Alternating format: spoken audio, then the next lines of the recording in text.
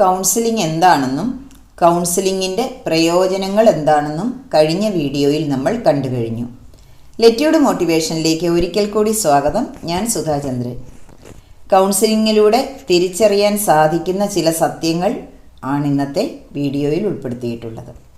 വ്യക്തികൾ യുണീക്കാണ്. ഓരോരുത്തർക്കും അവരവരുടേതായ ഗുണങ്ങളും സഹജവാസനകളും ആനന്ദത്തിൻ്റെ രൂപങ്ങളും സാഹസികതയുള്ള ആഗ്രഹങ്ങളുമുണ്ട്. Paulo Coelho. ഓരോ വ്യക്തികളും ഒരേ പ്രശ്നത്തെ കാണുന്നത് അവനവൻ്റെ കാഴ്ചപ്പാടിലാണ്. വ്യക്തികളെ അവരുടെ കുറ്റങ്ങളും കുറവുകളും നന്മകളും ഗുണങ്ങളും അതേപടി അംഗീകരിച്ച് സ്വീകരിക്കുവാൻ തയ്യാറാവുക. ലോകത്ത് മാറ്റമില്ലാത്തതായി ഒന്നേ ഉള്ളൂ, ഓരോ നിമിഷവും മാറിക്കൊണ്ടിരിക്കുന്നു എന്നത് തന്നെ. വ്യക്തികൾ അവരുടെ ജീവിതത്തിന് അഭിലഷണീയമായ മാറ്റങ്ങൾ വരുത്തുവാൻ പര്യാപ്തരാണ്. വേണമെന്ന് വിചാരിച്ചാൽ തങ്ങളുടെ വൈകാരിക അവസ്ഥയെ നിയന്ത്രിക്കുവാനും മെച്ചപ്പെടുത്തുവാനും ഓരോ വ്യക്തിക്കും അനായാസം സാധിക്കും.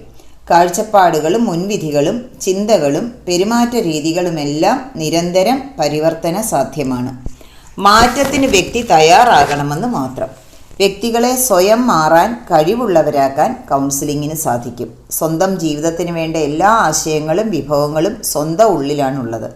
അതുകൊണ്ട് തന്നെ അവനവൻ്റെ ജീവിതത്തിന് വേണ്ട തീരുമാനങ്ങൾ എടുക്കുവാൻ ഓരോ വ്യക്തിക്കും സാധിക്കണം. സ്വയം അംഗീകരിക്കുക, മറ്റുള്ളവരെ അതേപടി അംഗീകരിക്കുക, ഓരോ നിമിഷവും മുന്നിലുള്ള സാഹചര്യങ്ങളെ അംഗീകരിക്കുക തുടങ്ങിയ പരിശീലനങ്ങൾ വ്യക്തിയെ കൂടുതൽ ധൈര്യത്തോടെ മുന്നോട്ട് പോകാൻ സഹായിക്കും.